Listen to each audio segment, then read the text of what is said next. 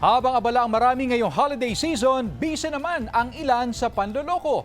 Kaya mag-ingat sa ilang holiday scams para wag maging biktima. Una sa listahan, mag-ingat sa mga peking tawag na nagpapakilalang taga-bangko o e-wallet o financial service company na nagsasabing kailangang i-verify ang inyong transaksyon. Tip para makaiwas dito, huwag ibigay ang inyong one-time password at iba pang personal na impormasyon. Ingat din sa mga nagpapadala ng links para i-claim ang inyong reward o refund o reactivation ng account. Kapag kinik nyo yung link, dinadala kayo sa fake website para manakaw ang inyong login details. Ang tip, think before you click, mga kapuso.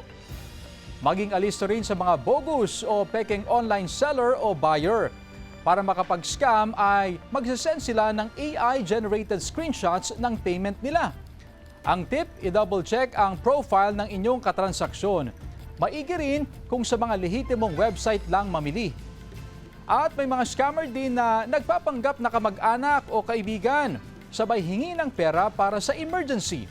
Ang tip, i-verify munang maigi sa ibang paraan kung ang inyong kausap ay kamag-anak o kaibigan bago magpadala ng pera.